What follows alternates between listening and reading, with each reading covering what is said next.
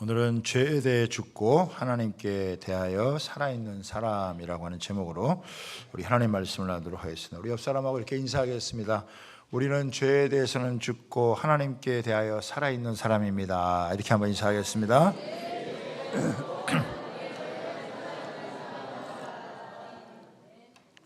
우리나라에 3만 5천 명의 탈북자들이 정착해서 살고 있습니다. 어떤 사람들은 이 남한에 와서 의사가 되기도 하고 또 연예인이 되기도 하고 유튜버가 되기도 하고 또 사업을 해가지고 큰 돈을 버는 사람들도 있습니다. 만약 누군가가 탈북해서 남한에 살고 있는 사람에게 다시 북한에 돌아가서 살아갈 생각이 있느냐 묻는다면은 아마 대부분의 사람들은 말도 안 되는 소리 하지 말라라고 얘기를 할 것입니다. 목숨을 걸고 자유 대한민국에 찾아왔는데 다시 북한에 간다? 있을 수 없는 그런 일이죠. 그러나 정말 안타까운 일은 실제로요, 어떤 사람들은 다시 북으로 돌아가는 사람도 있습니다. 다시 돌아간다고 해서 북한이 이 사람들을 잘 받아주고 제대로 살 수 있을까? 그러기가 쉽지 않겠다라는 생각을 하게 여러분 되어집니다. 로마서에 보면은 가장 많이 나오는 단어 중에 하나가 죄라고 하는 단어입니다. 인류를 저주 아래 있게 만들고 우리의 모든 삶의 영역을 황폐하게 만드는 것이 바로 죄입니다. 인간은 이 죄의 문제를 해결하지 않는 이상 삶의 근본 문제를 해결할 수가 없어요. 모든 것이 다 미봉책이 되어지는 것입니다. 그런데 이 죄의 문제를 사람이 스스로 해결할 수가 없기 때문에 하나님께서 개입을 하신 거예요. 그 아들 예수 그리스도를 보내주셔서 인간의 모든 죄를 짊어지시고 십자가에 죽어주심으로 인간이 죄를 사하고 새로운 삶을 살아갈 수 있는 길을 열어주신 거예요. 이 하나님의 은혜인 거죠. 인간의 죄에 대한 하나님의 방책이 뭐냐? 그게 하나님의 은혜다라고 하는 겁니다. 죄보다 더 큰 하나님의 은혜가 우리에게 물밀듯이 밀려와서 인간이 갖고 있는 근본적인 모든 문제를 해결한다라고 하는 것입니다. 한 사람의 범죄로 말미암아 여러분 죄가 세상에 들어오고 그 죄로 말미암아 사망이 왕노릇했는데 하나님께서 그 아들 예수 그리스도를 통해서 의와 은혜를 더 넘치게 우리에게 부어주셔서 이제는 은혜 안에서 왕노릇하는 정말 축복된 그런 인생을 살게 하셨다라고 하는 것입니다. 이게 이제 1장에서부터 5장까지 쭉 이제 나오는 내용이에요. 이제 6장에 들어서는 이렇게 측량할 수 없는 하나님의 은혜를 받은 우리가 어떻게 살아야 되겠느냐라고 하는 것이 이제 초점이 맞추어지게 되어집니다. 그래서 이 말씀을 통해서 우리가 세 가지로 함께 이 말씀을 나누며 은혜를 나누도록 하겠습니다. 첫 번째, 우리는 죄에 대하여 죽은 사람이다 라고 하는 것입니다. 여러분 5장 20절 우리 지난주에 살펴봤는데 로마서 5장 20절에 보면은 죄가 더한 곳에 은혜가 더 넘쳤다라는 말이 나옵니다. 이게 쉽게 말하면 죄를 지은 것이 많은 사람이 그 죄를 용서받았을 때 더 감사하게 되어지고 더 감격하게 되어진다라고 하는 것입니다. 또 이걸 다르게 생각하면 우리가 아무리 큰 죄를 졌다 할지라도 용서받지 못할 죄는 없다. 예수님의 보혈의 은혜가 그만큼 크고 놀랍기 때문에 우리가 아무리 잘못을 한다 할지라도 예수님 앞에 나아가면 다 용서받고 우리가 구원받을 수 있다라고 하는 것입니다. 그런데 문제가 있다는 거예요. 이런 하나님의 놀라운 은혜를 악용을 해가지고 논쟁거리로 삼는 그런 사람들이 있다는 거예요. 1절을 한번 보겠습니다. 그런즉 우리가 무슨 말을 하리요? 은혜를 더하게 하려고 죄에 거하겠느냐? 이 말이 무슨 말이냐면은 하나님 무슨 죄라도 다 용서를 해 주시니까 우리가 하나님의 은혜를 제대로 다 체험을 하려면은 죄를 져봐야 된다. 이런 원리로 여러분 가는 거예요. 그러니까 예수님을 안 믿다가 예수님을 믿고 급격하게 삶의 변화를 이룬 사람들은 뭐 뚜렷한 변화가 있고 간증거리가 있잖아요. 그러나 어렸을 때부터 믿음을 가지고 살아온 사람들, 또 모태신앙의 이런 사람들은 그냥 교회 안에서 착실하게 이렇게 또 성실하게 이렇게 믿어왔기 때문에 뭔가 이렇게 뭐 확실하게 이렇게 막 뚜렷한 이런 게 좀 없을 수도 있다라고 하는 것입니다. 뭐 자신에게는 뭐 특별한 것이 없으니까 나도 한번 막 살아볼까? 죄가 많은 곳에 은혜가 많다고 하니까 은혜를 체험하려면 죄를 지어봐야 되는 게 아니냐? 이런 식으로 생각을 한다는 것이죠. 하나님의 은혜를 부각하기 위해서 죄를 지을 수 있느냐라고 하는 이런 문제인데, 바울 사도는 여기에 대해서 아주 강하고 단호하게 그럴 수 없다. 이거 말도 안 되는 소리다라고 하는 것이요. 만약에 진짜 그렇게 생각하는 사람이 있다면 이건 하나님의 은혜에 대한 착각이고 하나님의 은혜에 대한 오해고, 이거는 하나님의 은혜를 가볍게 여기는 그런 처사다라고 얘기를 하는 거예요. 여기서 강조하는 것은 하나님께서 어떤 죄라도 용서해 주신다라고 하는 하나님의 은혜가 크다라고 하는 것이지, 그 은혜를 받기 위해서 더 큰 죄를 져야 된다 이런 얘기를 하는 게 아니다라고 하는 것입니다. 자칫 잘못하면 하나님의 은혜를 여러분 가볍게 여기는 그런 모습을 가질 수도 있습니다. 모든 게 하나님의 은혜다라고 하는 미명 아래서 죄를 짓고 또 그것에 대해서 두려운 마음을 갖지 않는 것은 이건 굉장히 무서운 일이다라고 하는 것이죠. 그런데 실제로 교회 안에서 이런 문제들이 여러분 있었습니다. 고린도 교회 안에서도요. 사람들이 은혜에 대한 것들을 제대로 체험하지 못하니까 그냥 하나님이 용서해 준다 그러니까 죄를 짓고 쉽게 죄를 짓고 또 쉽게 또 회개를 하고 또 쉽게 여러분 또 죄를 짓고 하는 그런 모습이 여러분 있었다라고 하는 거예요. 그러니까 안 믿는 사람들이 볼 때는 참 이상한 사람들이라는 거죠. 교회 다니는 사람들이 아니 교회 가서 회개하고 좀 새로워질 거라고 생각했는데 뭐 달라지는 게 없이 뭐 회개했다 그러고 또 똑같은 짓을 하고 이렇게 반복을 해서 그렇게 하니까 회개는 뭐 하려고 했냐? 뭐 교회 백날 다니고 회개해도 뭐 달라지는 것도 없고 변화되는 것도 없다 그러면 뭐 하려고 그렇게 했느냐? 이렇게 여러분 반문할 수 있지 않겠느냐는 것입니다. 우리 한국 교회요 이렇게 이런 참 하나님의 은혜를 제대로 이걸 받지 못한 사람 중에 하나서 이 구원파라는 게 있습니다. 이 구원파 사람들이 갖고 있는 이 특징이 뭐냐면은 구원을 굉장히 강조하는 거예요. 구원에 대해서 아무리 강조하는 게 나쁜 일이 아니죠. 그거 감사한 일이죠. 그래서 이들의 특징은 뭐냐면은 이게 죄 사함을 엄청나게 강조하는 거예요. 하나님께서 무슨 죄라도 다 용서하신다. 하나님께서 어떠한 죄를 짓더라도 다 용서하신다. 그래서 이 죄사함의 비밀, 거듭남의 비밀 이것들을 엄청나게 강조를 하는 거예요. 그거 듣고 있으면 너무 은혜가 되죠. 감사하죠. 그렇죠? 감사한 일이죠. 그리고 또 그게 여러분 맞는 말이에요. 잘못된 얘기가 아니에요. 그런데 문제는 뭐냐? 그것을 한 단면만 강조를 한다라고 하는 거예요. 여러분 정말 죄 사함을 받고 용서를 받았으면 여러분 예수 믿기 전에 잘못했던 그런 죄에 대해서 그런 거에 대해서 동일하게 반복하면서 그렇게 계속 그렇게 살 수 있겠습니까?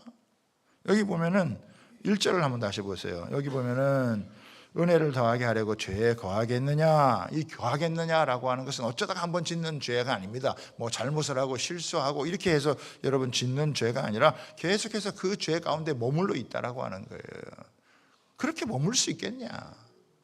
정말 그 사람이 예수를 믿고 하나님의 은혜를 한다고 한다면 자기 죄 때문에 예수님이 돌아가셨고 예수님이 죽으셨다라고 하는 걸 정말 믿는다고 한다면 그 죄 때문에 가슴 아파야 되고 그 죄 때문에 눈물 흘리지 않아야 되고 그 죄를 떨쳐내려고 여러분 해야 되는 것이지, 그런 죄를 계속해서 반복하면서 거할 수 있겠느냐?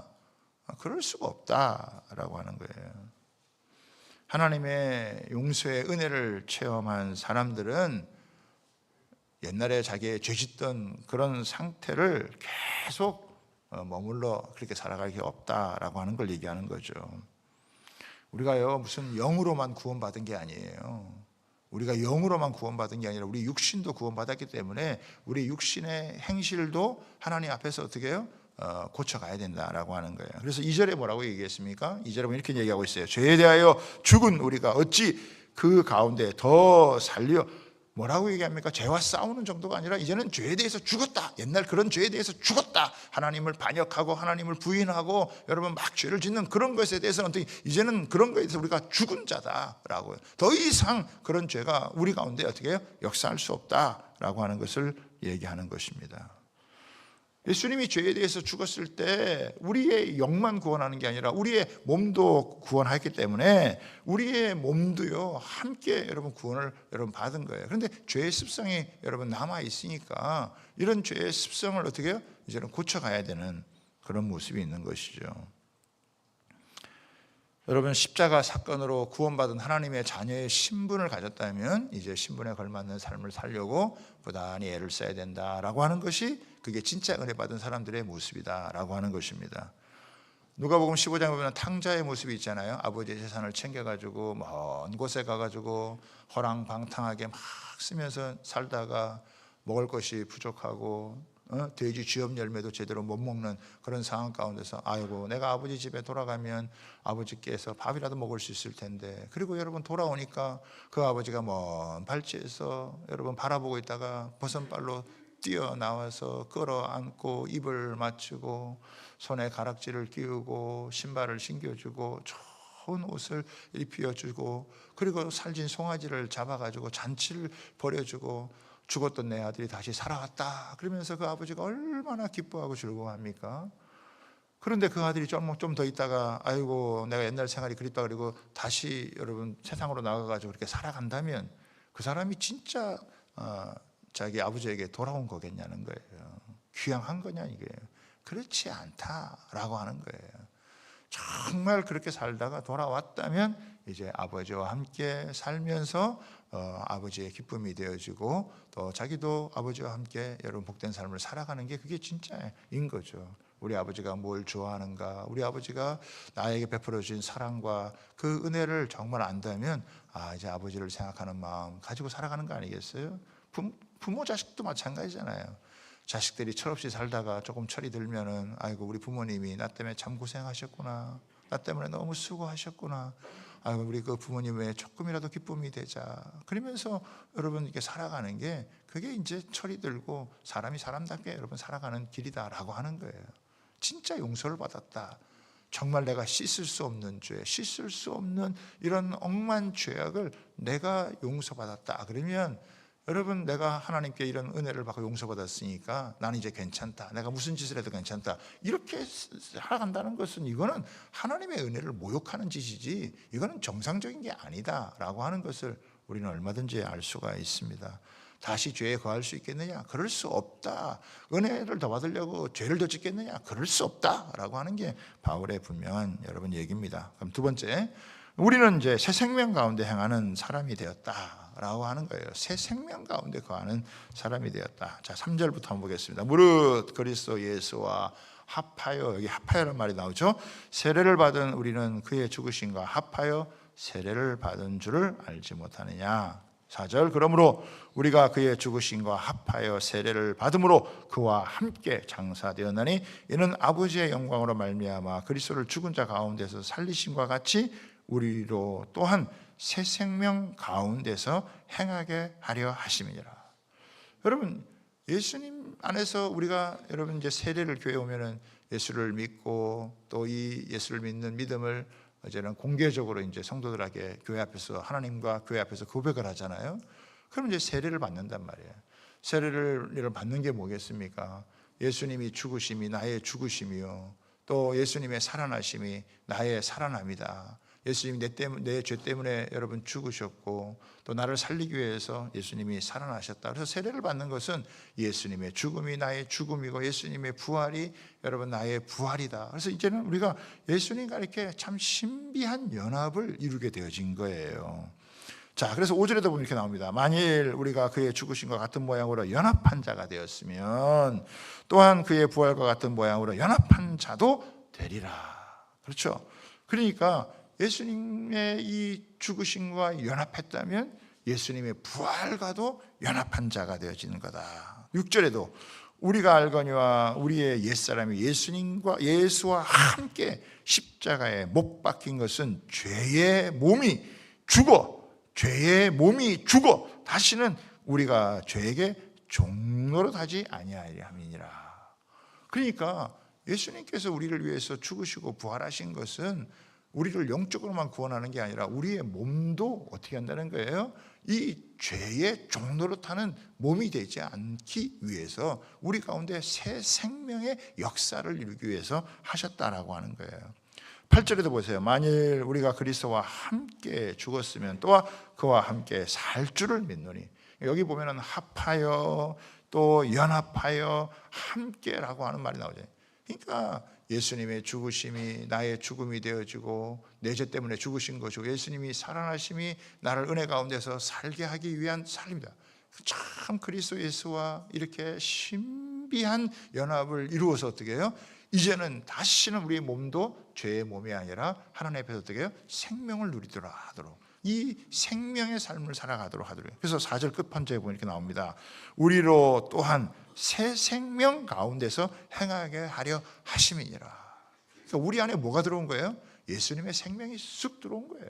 그래서 우리 안에 이제 예수님의 생명이 들어와서 이 예수님의 생명이 우리의 삶을 움직여 가는 거예요. 그렇죠? 처음에는 좀 이 생명이 약할 수 있어요. 그러나 이 생명이 씨로 우리 안에 들어오게 되어지면은 우리를 계속해서 어떻게 돼요? 변화시켜 간다는 거예요. 우리를 새롭게 해 나간다는 거예요. 그래서 우리로 새 생명 가운데 행하게 하는, 이 생명을 주시고 이 생명의 풍성함을 누리며 여러분 살아갈 수 있도록 이렇게 만들어 주신다라고 하는 거예요. 그래서 갈라디아서 2장 20절에 보면 내가 그리스도와 함께 십자가에 못 박혔나니 그런즉 이제는 내가 사는 것이 아니라 오직 내 안에 그리스도께서 사신 것이라. 이제 내가 육체 가운데 사는 것은 나를 사랑하사 나를 위하여 자기 몸을 버리신 하나님의 아들을 믿는 믿음 안에서 살아가는 것이다. 한 번으로 끝나는 게 아니라 지속적으로 그렇게 살아가면서 예수님의 생명이 내 안에 풍성하게 여러분 거하게 되어지는 것입니다. 그래서 이제는 죄에 대해서는 죽고 하나님에 대해서는 사는, 이제는 죄의 종로로 타는 인생이 아니라 의의 왕로로 타는 그런 사람이. 그래서 몸의 사욕을 순종하지 말고 이제는 불의의 병기로 쓰임 받지 말고 의의 병기로 쓰임 받아라라고 하는 게 오늘 말씀이다라고 하는 거예요. 그러니까 이제 우리에게는 어떻게 해요? 죄를 용서해 주는 것으로 여러분 끝나는 게 아니라 이제는 새로운 생명을 가지고 하나님 앞에서 새로운 삶을 살아가도록 만들어 주셨다라고 하는 것입니다. 전에는 이 죄의 권세, 이 마귀의 권세 안에 있던 자였는데 더 놀라운 하나님의 은혜가 우리 가운데 찾아오게 되어져서, 그래서 이제는 이 죄의 지배를 넘어서서 하나님의 의의, 그 넘치는 하나님의 의의 은혜의 선물을 받으며 살아가게 되어진다.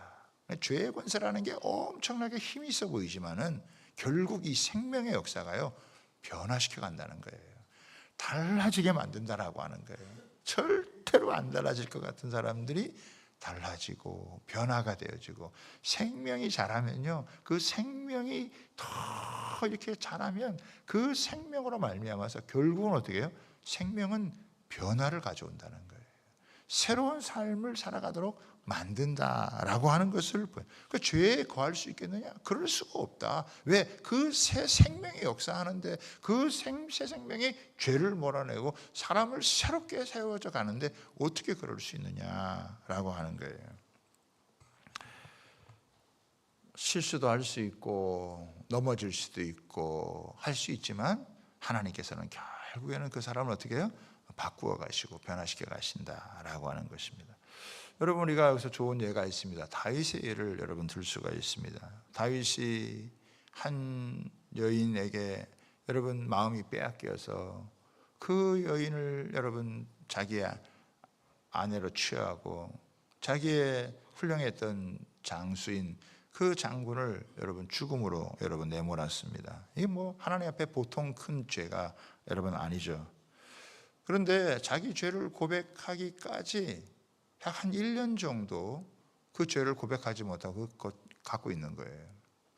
근데 이 죄를 고백하지 않고 죄를 품에 있으니까 이미 새 생명을 얻은 자인데 이 새 생명을 얻은 자가 죄를 지니까 그 죄 때문에 어떻게 해요?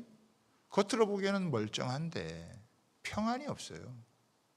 겉으로 보기에는 멀쩡한 것처럼 보이는데 속에서 계속 마음에 이 트러블이 생기는 거예요. 마음에 엄청난 고민과 갈등이 여러분 생기는, 이거는 뭐 누가 뭐 어떻게 알 수도 없어요. 자기 영혼에서 신음하는 거니까. 그래서 시편 32편이 그런 내용들을 잘 담고 있는데 이렇게 고백을 하고 있는다. 주의 손이 주야로 나를 누르오니 내 뼈가 썩는 것 같고 내 진행이 여름 가뭄의 마름 같았다. 인생을 살아가는 즐거움, 기쁨 이런 거 뭐 아무리 맛있는 음식을 먹고 좋은 것을 구경해도 즐거움이 없어져요. 기쁨이 사라져 버려요. 인생 자체가 우울해져 버리는 거예요. 왜? 하나님의 생명이 있는 여러분 사람에게는요, 이런 죄가 들어오게 되면 그 영혼이 신음하게 되어져 있어요. 하나님을 믿지 않는 사람, 하나님과 상관없이 사는 사람들은 그냥 죄 가운데 살아가니까 뭐 그런 고민을 할 필요가 없어요. 그냥 그런 대로 그냥 살아가는 거예요. 그런데 이미 새 생명이 시작된 사람에게는 어떻게 해요? 그 안에 죄가 들어오면 막 말할 수 없이 이렇게 신임을 하게 돼요. 뭐 죄 짓고는 못 사는 거예요. 그게 왜 그러냐? 그 안에 생명의 역사가 있는 거예요. 제가 예전에 농촌 선교할 때 우리 잘 아시는 장로님 딸이 그냥 뭐 천방지축으로 세상을 살았어요. 그렇게 살다가 이제 학교 졸업을 해서 어떻게 저를 만나가지고 이제 우리 청소년 선교를 하는데 같이 이제 이렇게 해서 은혜도 받고 이렇게 하다가 이제 또 사회에 나가서 생활을 하고 그러는데 어느 날은 뭐 술을 한 잔 마시고 전화가 왔어요. 목사님, 그래 어떻게 잘 지내냐? 사는 게 괴롭습니다. 그래서 제가 그랬죠. 야, 너 많이 변화됐다. 그랬더니 얘가 깜짝 놀라는 거예요. 목사님, 변화되긴 뭐가 변화돼요? 제가 지금 이렇게 괴로워 죽겠는데. 너 옛날에는 술 먹어도 이런 괴로움이 없었잖아. 그런데 이렇게 지금 술 먹고 나니까 괴롭지? 그 괴로움을 느끼는 것 자체가 하나님의 은혜가 있다는 거야. 예? 여러분, 술 먹고 목사한테 전화할 정도면 은혜가 있는 거예요. 은혜 없는 건 그냥 자빠져서 그냥 뭐 말지만은 그래도 술이라도 먹고 목사한테 전화를 할 수 있으면 그 은혜가 있는 거예요. 야, 그래도 너 은혜가 있다. 그러면서 너 안에 그래도 예수님의 생명이 있기 때문에 네가 지금 힘들고 괴로워도 이겨낼 거야. 이렇게 했더니 지금은요 3명 잘 낳고 여러분 잘 살고 있어요. 왜? 생명이 있기 때문에. 새 생명의 역사가 있으면요 그렇게 한동안은 죄짓고 고통받고 막 신음하고 그래도요 이게 뭐 괴로운 거라. 자기가 뭐 죄를 지면 옛날대로 살아가면 살아갈수록 하나님께서 그냥 편안하게 살도록 내버려 주잖아요. 막 자기 영혼이 복귀는 거예요. 그래서 자기가 막 변화되지 않으면 안 되는 거예요. 그러다가 조금씩 죄된 생활을 끊어버리고 여러분 그리고 이제 여러분 살아가는 삶이 되어지는 거죠. 여러분 새 생명 가운데 생명의 역사를 이루는 가운데 살아가도록 여러분 만드신 줄 여러분 믿습니다. 그러니까 뭐 우리는 대용서 받았다, 나 용서 받았다 이걸로 끝나는 게 아니라 이제는 하나님 앞에 생명을 가지고 그 생명의 풍성함을 누리도록 새로운 삶을 살아가도록 하나님 만들어 주셨다라고 하는 거예요. 그리고 그 삶을 이끌어가 주시는 줄 여러분 믿으시기를 바랍니다. 그렇죠? 자, 그런데 이제 마지막에 봅니다. 마지막 보면은 우리는 하나님께 살아있는 사람으로 살아야 합니다. 11절 보겠습니다. 같이 한번 읽습니다. 시작. 이와 같이 너희도 너희 자신을 죄에 대하여는 죽은 자요 그리스도 예수 안에서 하나님에 대하여는 살아있는 자로 여길지어다. 여기 살아있는 자로 여길지어다 라고 하는 것은 뭐냐면, 여길지어다 라고 하면 계속해서 그렇게 하라는 의미가 있는데, 이 말은 뭐냐면 하나님께서 나를 의롭게 해주시고 나에게 새 생명을 주셨다라고 하는 것을 계속 인정하라 이거예요. 우리가 때로는 자기가 넘어지고 실패하면은 나는 하나님 앞에서 이렇게 온전치 못한 자이구나, 패배의식을 가지고 실망하고 좌절하고 살아갈 수 있잖아요. 그런데 그게 아니라요. 나는 죄에 대해서는 죽은 자요 그리스도 예수 안에서 하나님에 대해서는 살아있는 자다. 하나님이 나를 이렇게 인정해 주신다라고 하는 것을, 내가 이렇게 부족해도 하나님 나를 받아주신다, 하나님이 나를 하나님께서 변화시켜 주신다라고 하는 그거, 하나님이 나는 이렇게 넘어지고 자빠져도 하나님은 나를 이렇게 세워가 주시는 분이시다라고 하는 것을 계속 인정하고 가라는 거예요. 그러면서 이제 또 하나 뭐가 있느냐, 거기서 이제 머무는 게 아니라 너 자신은 어떻게 해요? 이제 더 이상 불의의 병기로 너희 자신을 드리지 말고 하나님의 의의 병기로 너희 자신을 드려라 라고 하는 거예요. 이게 하나님께 살아있는 여러분 자의 삶을 살아가는 겁니다. 12절 13절 한번 보겠습니다. 같이 읽습니다. 시작. 그러므로 너희는 죄가 너희 죽을 몸을 지배하지 못하게 하여 몸의 사욕에 순종하지 말고, 또한 너희 지체를 불의의 무기로 죄에게 내주지 말고 오직 너희 자신을 죽은 자 가운데서 다시 살아난 자같이 하나님께 드리며 너희 지체를 의의 무기로 하나님께 드리라. 이제 우리 육신도 뭐예요? 옛날에는 죄 짓고 사람 괴롭히고 사람 힘들게 만들고 여러분 거짓말하고 사기치고 이렇게 하던 그런 삶을 이제는 청산을 하고, 이런 불의한 병기로 너희 몸을 들이지 말고 어떻게 해요? 의의 병기로다가 하나님께 영광을 돌리고 사람을 살리는 일에, 사람을 유익하게 하는 일에, 여러분 사람들을 구원하는 그런 일에 너희가 쓰임 받아야 된다라고 하는 거예요. 그냥 육신도 가만히 내버려 두면은 이게 잘못된 쪽으로 가기 쉽다라고 하는 거예요. 그러니까 그렇게 살지 말고 적극적으로 어떻게 해요? 의의 병기. 여러분 다른 사람 살리는 일에, 다른 사람을 돕는 일에, 다른 사람을 세우는 일에, 그런 일에 너희 자신을 드려라 라고 하는 거예요. 옛날에는 사람 이용하고 또 사람들에게 피해를 주고 뭐 주먹질하고 뭐 사기치고 하는 그런 일을 했다면, 이제 그런 거 싹 이제는 여러분 청산을 하고, 이제 더 이상 다른 사람 괴롭히고 다른 사람 힘들게 하는 인생이 아니라 다른 사람을 돕고 다른 사람을 섬기고 다른 사람을 복되게 하는 축복의 통로로 살아야 된다. 예수님이 자신을 희생해서 나를 살려주었다면 나도 이제 어떻게 해요? 다른 사람 살려주는, 다른 사람 유익하게 하는, 다른 사람 복되게 하는 일을 해야 된다 이거예요. 남편은 아내를 행복하게 해야 되고, 또 아내는 또 남편 행복해야 되고, 부모는 자식을 주의 교훈과 훈계로 양육하고, 자녀들은 부모를 공경하면서 어떻게 해요? 이 십자가의 은혜, 십자가의 사랑을 가지고 어떻게 해요? 이게 축복의 통로로 쓰임받아야 된다. 나 때문에 다른 사람이 좋아져야 된단 말이에요. 나 때문에 다른 사람들이 행복해져야 된다라고 하는 거예요. 그런 일에 쓰임받아야 돼. 하나님이 우리를 축복의 통로로 부름받았다는 거예요. 아멘입니까? 그렇게 쓰임받아야 된다는 거예요. 옆 사람하고 인사하겠습니다. 하나님을 당신을 축복의 통로로 부르셨습니다. 이렇게 한번 인사하겠습니다. 하나님, 여기서 끝나면 안 돼요. 다시 한번 인사합니다. 이렇게 인사하겠어요. 저 때문에 당신이 행복했으면 좋겠습니다. 이렇게 한번 인사하겠습니다. 그래. 그래서 웃어도 드리고 친절하게도 하고, 여러분 뭐 꼭 돈 드려야 하는 거 아니에요. 그냥 교회에 와서 이렇게 환하게 맞아주고 따뜻하게 인사하고 품어주고 또 이해해주고 같이 기도해주고 그러면서 하다 보면은 우리가 점점 어떻게 해요? 좋은 일에 쓰임 받아야 된단 말이에요. 좋은 일에. 이게 의의 병기란 말이에요. 다른 사람을 유익하게 하고 다른 사람을 복되게 하고. 여러분 갈라디아서 5장 16절에 보면 이런 말씀, 너희는 성령을 쫓아 행하라. 그래야하면 육체의 욕심을 이루자. 자기 욕심을 이루는 삶이 아니라 어떻게 성령을 쫓아 행하는 사람이 뭐냐? 다른 사람을 유익하게 하는 거예요. 다른 사람을 복되게 하는 거예요. 예수님이 희생해서 나를 살려줬잖아요. 우리가 그거 믿잖아요. 그러면 너도 예수님처럼 살아야 되는 거 아니냐? 예수님 닮아가야 돼. 뭐 완전히 변화되지 못하더라도 그래도 조금이라도 그렇게 닮아가고 그렇게 변화된 모습을 그렇게 너의 자신을 의의 병기로 이렇게 쓰여야 되지 않느냐. 그래서 봉사도 하고 그래서 섬기기도 하고 하는 그런 일들을 해야 되는 게 아니냐라고 지금 이야기를 하는 거예요. 율법이라고 하는 것은 우리를 정죄하는 것이지만 하나님의 은혜는 우리를 살리고, 은혜는 여러분 죄를 덮는 정도가 아니라 죄의 권세를 깨뜨리고 우리로 하여금 어떻게 해요? 하나님의 의의 병기로 쓰임받아 살아갈 수 있도록 여러분 한다는 거예요. 그러니까 우리가 이제 해야 될 일이 뭐겠어요? 하나님 앞에 의의 병기로 쓰임받는 거예요. 어떻게 하든지 우리를 통해서 복음이 흘러가고 하나님의 은혜가 흘러가고 하나님의 생명이 흘러가고 하나님의 사랑이 흘러가서 사람 살리는 일을 해야 된다는 거예요. 이 세상은 온통 죽이는 세상이에요. 여러분 정치가 잘못되면 어떻게 해요? 다 죽인다 이거예요. 죽이는 사람. 정치가 잘 되면 어떻게 살리는 거예요. 살리는 정치를 해야 돼요. 교회가 기도해야 돼요. 살리는 정치. 제가 이번에 러시아를 갔다 왔잖아요. 블라디보스톡을 여러분 다녀왔잖아요. 18년 전에도 이제 다녀왔는데 이번에도 가서 이제 느낀 게 그거예요. 이 큰 이 나라가 못 사는 게 기적이다.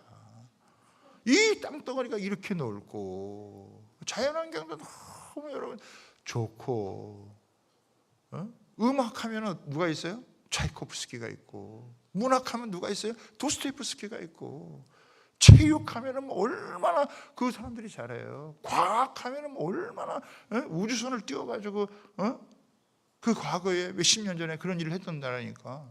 못 사는 게 기적이다. 못 사는 이유가 뭐냐?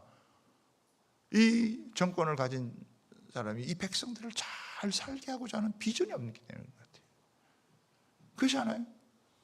그 지도자가 백성을 잘 살게 해야 되겠다, 이들을 행복하게 해야 되겠다, 이런 마음 가지고 이렇게 아마 했더라면 자기 배만 불리지 않고 자기만 뭐 누리고 살아가는 게 아니라 우리 백성들을 잘 살게 해야 되겠다, 어떻게든지 가난을 면하고 이 잘 살게 해야 되겠다라고 하는 그런 마음 가지고 여러분 나라를 하면 얼마든지 바뀔 수 있고 변화될 수 있는데 그렇게 못했다 이거예요. 그러니까 그러지 않겠어요? 안타까운 여러분 일이죠. 사랑하는 여러분, 저와 여러분들은요 하나님 앞에서 의의 병기로 쓰임받는 은혜가 있게 되기를 여러분 소원합니다. 제가 사진 하나 보여드릴게요. 사진 한번 보여보세요. 자, 이번에 우리 블라디보스톡의 화목교회라고 하는 교회에 가서 이제 예배를 드린 건데, 여기에는 러시아 사람들도 있고요, 또 우리 한국 선교사님들도 있고, 그 다음에 우리 고려인도 있고, 그리고 또 유대인도 있어요. 그래서 하나님께서 이런 발족 우리 주빌리 우리 한반도에 더 이상 피 흘림이 없는 우리 복음 통일, 또 이걸 통해서 세계 열방의 많은 나라들을 우리가 살리고자 하는 그런, 그래서 이제 여기서도 이제 기도하게 되어지는데, 하나님께서 참 은혜를 주셔서 그래도 야, 하나님의 정한 때에 이렇게 발족 예배를 드리게 되었구나라고 하는 그런 감사의 마음을 갖게 되었어요. 여러분들도 기도해 주셔서 감사를. 또 하나 이제 사진을 넘겨보겠습니다. 자, 이게 사진이 제가 18년 전에 찍은 사진이에요.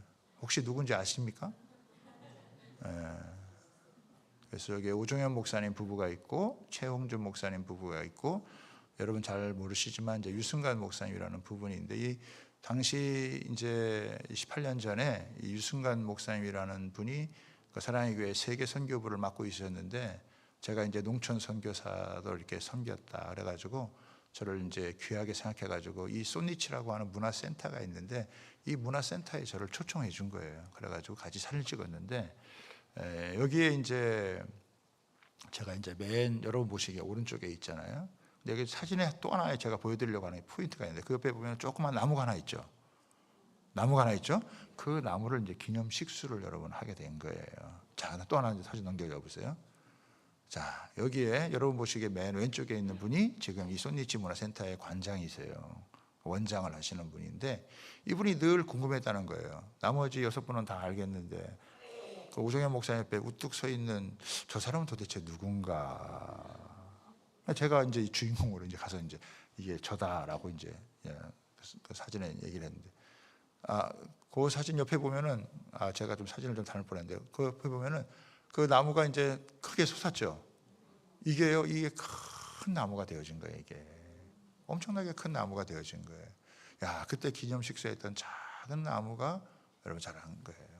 그러면서 이 관장님이 그 코로나 직전에 파송을 받은 거예요. 집사님 부부셨는데 파송을 받아가지고 코로나를 이겨내느라고 얼마나 어려웠는지, 코로나를 지나고 나서도 여전히 참 너무너무 쉽지 않은 그런 여러분 상황을 보내게 돼요. 너무 많이 어렵고 힘들고 막 지치고, 또 사람들은 들어오지 않고, 우리나라에서 일주일에 17편이나 비행기가 떴는데 비행기가 다 뜨지 않고, 저희도 이제 중국 거쳐가지고 이제 가게 돼 있으니까 이제 먼 길 돌아가야 되는 그런 상황이 되어지니까 뭐 너무너무 지치고 힘든 거죠. 같이 이제 식사를 하면서 교제를 하는 가운데 이분이 영적으로 다시 회복이 되어진 거예요. 다시 비전을 주고 꿈을 주고, 여기가 굉장히 중요한 거점 지역이 될 수 있으니까 하나님 앞에서 놀라운 회복이 있을 것이다. 뭐 이런 얘기를 나누면서 하니까 이분이 막 영적으로 살아나고, 또 부인에게도 얘기를 해가지고 그 아내도 같이 이렇게 다시 한번 꿈을 가지고 비전을 가지고 세워져 가게 되어지는 그런 모습이 여러분 있는 거예요. 참 어려운 가운데 버티고 견디고, 이것도요 참 하나님 앞에서 어떻게 보면은 아이고 나 더 이상 못하겠다 그리고 탁 때려치는 건 쉬운 일이에요. 그만두는 건 쉬운 일입니다. 안 되는 일이라도 끝까지 버티고 그것을 찾고 있으면요 그게 쉽지 않은 일이에요. 그러나 그렇게 어렵고 힘든 상황 가운데서 끝까지 여러분 버티고 나아갈 때 하나님께서 하나님의 놀라운 역사를 이루어가 주실 줄 여러분 믿습니다. 아멘입니까? 그게 하나님의 의의 병기로 쓰임을 받는 거예요, 저와 여러분들이. 오늘 우리 예배에 오래간만에 우리 오셨는데, 우리 문혜인 선교사님 올해 이제 73세인데 저한테 이제 부탁을 하신 거예요. 우리 73세인데 지금 일본 선교사로 나가셔야 되겠다는 거예요. 일본에는 교회가 없는, 교회는 있는데 목사가 없는 무목교회가 한 1000개 교회가 넘어요. 그러니 이거 지금 목사가 없이, 목회자 없이 신앙생활하는, 안타깝잖아요. 거기에 어떤 한 선교사님이 이거 일본 이렇게 둬서는 안 되겠다. 그래서 뭐 한국에서 오든지 뭐 해외에서 내려오든지 목회자들을 이렇게 와서 일본의 이런 무목교회에 이렇게 훈련시켜가지고 일정 부분 훈련을 시켜가지고 이분들을 파송을 이제 해서 목회를 하게 하는 이제 이런 걸 구상하고, 거기에 이제 우리 문혜인 선교사님을 이제 하신 거예요. 우리 문혜인 선교사님이 이제 우리 교회도 한 2년 정도 다니시고, 그다음에 우리 교회가 이제 일본 선교에 대한 문을 열 때 이제 그 중요한 역할을 했던 분이시니까, 목사님 파송 받아야 되는데 주양교회가 생각납니다. 그래서 이 선교사님 나이가 얼마신데 73세예요. 그리고 북해도 여러분 아시나요? 북해도 지금 우리나라보다 한참 위에, 북한 여러분 위쪽에, 북해도도 한참 위쪽에, 날씨도 추워요. 근데도 가서 거기 가서 훈련을 하겠다는 거예요. 왜? 남은 생에 하나님 앞에서 어떻게 해요? 의의 병기로 쓰임 받겠다는 거예요. 나이가 무슨 상관이겠어요? 주님이 나를 부르시면 내가 주의 손에 붙들림 바 돼서 쓰임 받는 거죠. 이제는 죄에 대해서는 죽은 자요, 내가 새 생명을 하려면 이제 어떻게? 우리는 적극적으로 하나님 앞에서 어떻게? 의의 병기로 사람 살리는데, 하나님 나라를 이루는 일에, 다른 사람들을 구원하고 살리고 세우는 일에 쓰임 받아야 될 줄 믿습니다. 나 뭐 죄 용서 받았다, 내게 은혜가 있다, 이걸로 끝나지 않고 이제는 그 은혜를 가지고 어떻게 해요? 사람 살리는 것을 해야 한단 말이에요. 사람에게, 여러분 사람을 구원하는 일, 나를 통해 하나님의 생명이 흘러가고 나를 통해 하나님의 은혜가 흘러가고, 나는 죽고 주님이 내 안에 사셔서 주님이 하셨던 그 일을 하도록 우리를 불러주신 줄 믿습니다. 그렇게 살아갈 때 우리가 진짜 하나님 앞에서 제대로 살아가는 거예요. 뭐라도 하나 작은 거 하나라도 우리가 하나님 앞에 어떻게 해요? 섬기고 봉사하며 살아갈 때 하나님이 우리 그런 작은 우리의 섬김과 수고를 통해서 이 땅 가운데 하나님의 나라를 이루고 우리도 삶의 보람을 느끼고 살아가게 하는 줄 믿습니다. 우리 주양교회 성도들이 가운데 이런 가운데, 이런 은혜 가운데 살아가게 되기를 주님의 이름으로 여러분 축복합니다. 쓰임 받아야 되잖아요, 그죠? 하나님의 손에 붙들려 쓰임 받아야, 자기 사욕을 쫓는, 육신의 사욕을 쫓는, 자기 배만 채우고 살아가다가 살아가는 인생이 아니라, 적어도 예수님의 여러분 은혜를 알고 구원을 받았다면 이제는 주의 뜻을 쫓아 살아갈 수 있는 그런 저와 여러분 다 될 수 있기를 주님의 이름으로 부탁을 드립니다.